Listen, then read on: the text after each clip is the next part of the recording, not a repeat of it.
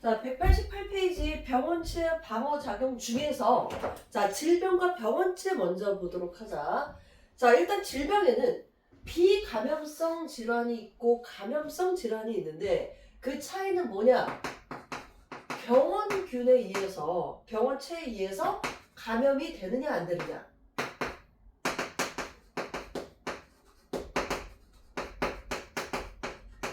그래서 기본적으로 병원체에 의해서 감염되지 않은 질환을 우리가 비감염성 질환이라고 불러주는데, 자, 그 경우는 유전적 요인, 환경적 요인, 뭐 생활 방식 등등등이 작용을 하지만 타인에게 전염을 시키진 않는다.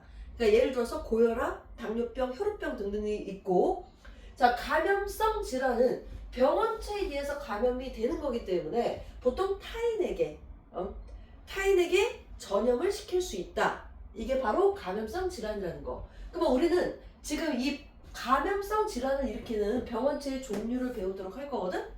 자, 일단 여기서 주어지는 것은 네 가지가 있고, 그 밖에, 자, 변형, 자, 프라이온이라는 게 나와 있는데, 여기까지 간단하게 종류를 좀 보도록 할게.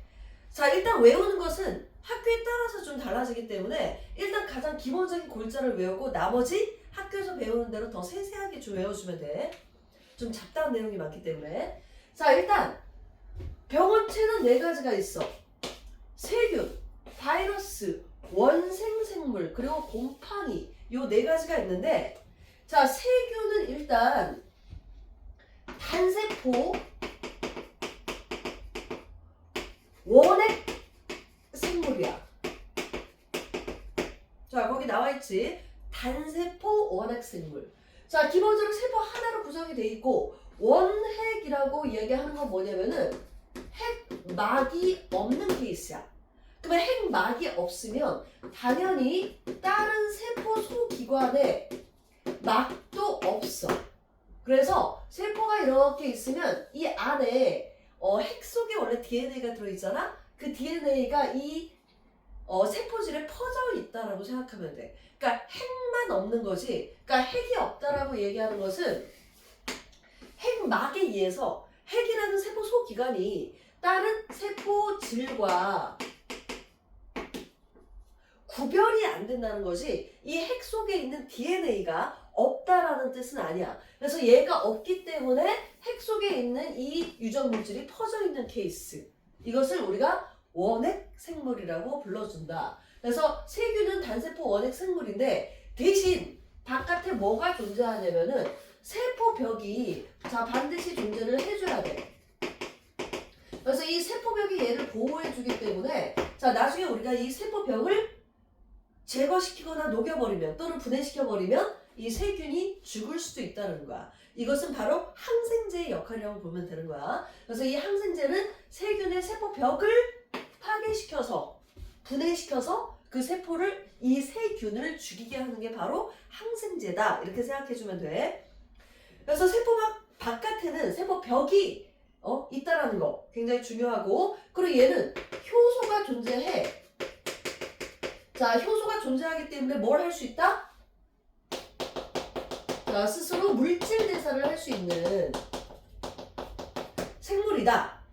그리고 대부분 분열법을 통해서 번식을 하는데 자, 분열법이라는 건 단세포 생물이 기본적으로 그냥 나눠지는 걸 이야기하는 거야. 칠세포 분열을 하는 건데 나눠지는 것 자체가 증식이 된다는 거. 숫자가 증가하게 된다는 거.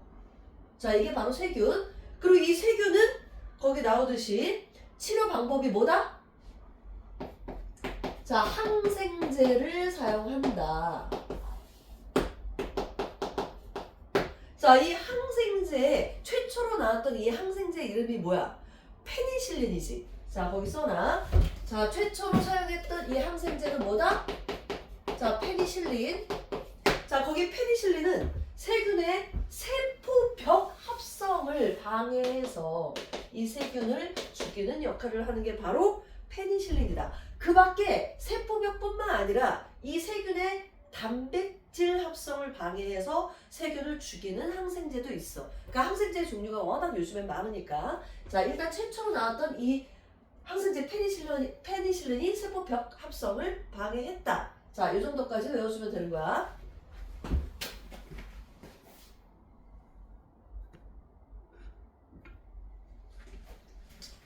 자, 그 다음 바이러스를 볼게. 자, 이 바이러스는 자, 일단 세균보다 자, 세균보다 당연히 크기가 작아서 발견하게 된 건데 자, 얘는 세포성 물질이 아니야. 바이러스는. 자, 바이러스는 우리가 앞에서 배웠잖아. 핵산과 단백질로 이루어져 있고 세포를 구성하진 않는다. 왜냐면 스스로 효소가 없기 때문에 스스로 뭘 못해? 물질 대사를 못하기 때문에 우리가 스스로는 생물이 아니지만 다른 숙주세포 안에서만 생물적 특징을 나타낸다. 그래서 얘는 세포가 아니다. 세포의 구조를 갖지 않는다. 단순히 핵산과 단백질로 이루어진 구조가 된다. 자, 이걸 앞에서 배웠으니까 더 이상 설명을 하지 않을게. 자, 그러면 이 바이러스의 자, 치료 방법은 뭐냐? 자, 당연히 항생제가 아니야. 항생제는 세균을 죽이는 거고, 자, 바이러스는 항바이러스제. 자, 얘를 사용을 하면 되지만 바이러스는 워낙 돌연변이가 많아서 이 항바이러스제로도 한계가 좀 있다라는 거. 자, 그 다음 뒷페이지 넘겨볼게. 자, 원생생물이 나오는데 자, 원생생물은 거기 설명이 나와 있어. 진핵생물 중에서 동물, 식물, 균류를 제외한 생물을 우리가 원생생물이라고 한다 라고 나오는데 자, 얘는 단세포 진핵생물이야. 자, 원핵생물이 핵막이 없는 거니까 진핵생물은 뭐가 있는 거야? 핵막이 존재하는 애야. 자, 핵막이 존재하는 생물. 자, 얘는 특징이 뭐냐면은 보통 매개생물을 통해서 자, 매개생물을 통해서 전파가 된다.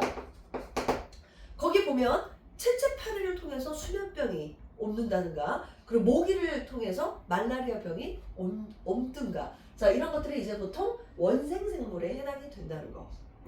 자, 그 다음 곰팡이를 볼게. 자, 곰팡이는 균류에 해당이 되는데 다세포 진핵생물.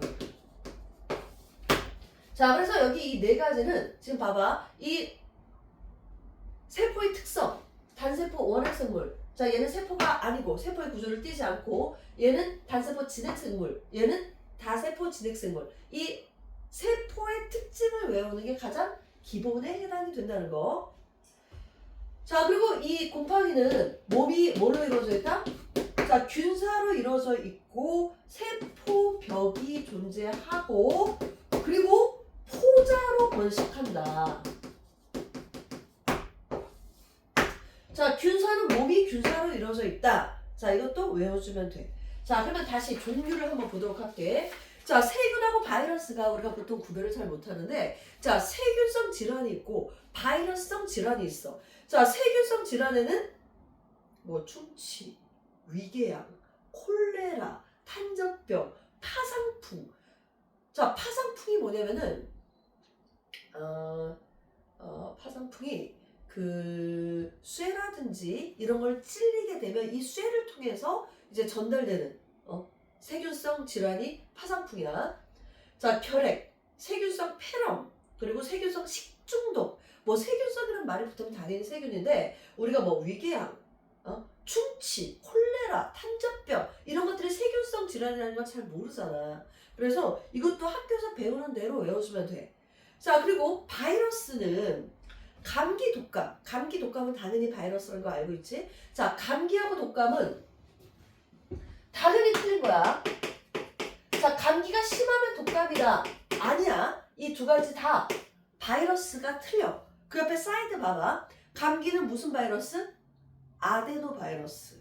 그리고 독감은 인플루엔자 바이러스야. 그래서 이 감기가 걸렸을 때와 독감이 걸렸을 때 치료제가 다르다는 거. 바이러스가 틀리기 때문에. 자, 그 다음 홍역, 소아마비, 뭐 AIDS, 후천성 면역 결핍증 이런 애들은 다 바이러스에 의해서 되는 거다. 뭐 코로나는 당연히 알 것이고.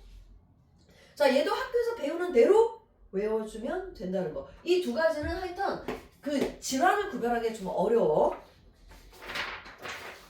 원생생물은 아까 얘기했듯이 자 매개 생물을 통해서 전파가 되기 때문에 채채파리를 이용해서 뭐 수면병, 모기를 이용해서 말라리아병, 뭐 아메바성 이질 이런 애들은 강호수에서 수영하다가 이 목구멍으로 들어가서 또는 코로 들어가서 이제 감염되는 경우야. 그래서 이런 경우도 다 마찬가지로 원생생물에 해당이 된다. 자, 그다음 곰팡이에 의해서 되는 경우는 뭐가 있냐면은 무좀, 칸디다증. 칸디다증도 약간 무좀하고 비슷한 건데, 자 이런 애들 뭐 나중에 뭐 진균성 폐렴, 곰팡이성 식중독 뭐 이런 것들은 다 곰팡이에 해당이 되는 거니까. 그래서 무좀, 칸디다증 뭐 이런 것들 알고 있으면 되고, 자 얘네도 당연히 항진균제를 통해서 치료를 한다. 자 이렇게 구별을 특징을 외워주면 돼. 자 그다음 변형 프라이온이 뭐냐면은 그 옆에 사이드에 나와 있거든. 얘는 그냥 단백질이야. 자 단백질인데 얘는 어떤 이유에 의해서 유전자에 의해서 변형이 되었겠지. 자 중요한 것은 뭐냐면은 고온에도 없어지지 않아.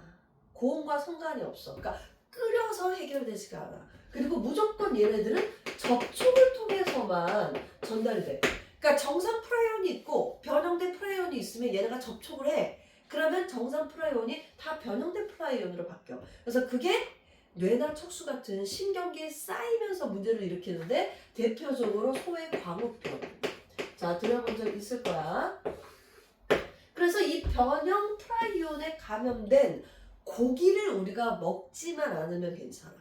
근데 먹으면 일으킬 수 있다는 거. 그래서 거기 보면 소의 광우병, 사람의 크로이츠벨트, 야고프병 뭐 이런 식으로 뇌나 그 신경계 쪽에 신경계를 변형을 유발하는 게 바로 이 변형 프라이온이다. 얘네들은 그 고기를 막 끓인다고 해서 절대 없어지지 않기 때문에 무조건 먹지 않는 게 방법이 된다는 거. 자 얘는 그런 게 있다 정도만 알아두면 돼. 자 나머지는 뭐 우리가 코로나를 겪으면서 질환을 어떻게 예방해야 되는지 알잖아. 자 보통 공기를 통해서, 음식을 통해서, 사람의 접촉을 통해서, 물건의 접촉을 통해서 우리가 다 전달을 받는 거기 때문에 항상 손이라든지 위생에 또 신경 써야 되고 밖으로 나갈 때 마스크를 쓰고 다니는 것도 방법이 된다. 자 여기까지 필기를 하고 자 뒤쪽 인체 방어 작용으로 들어가도록 할게.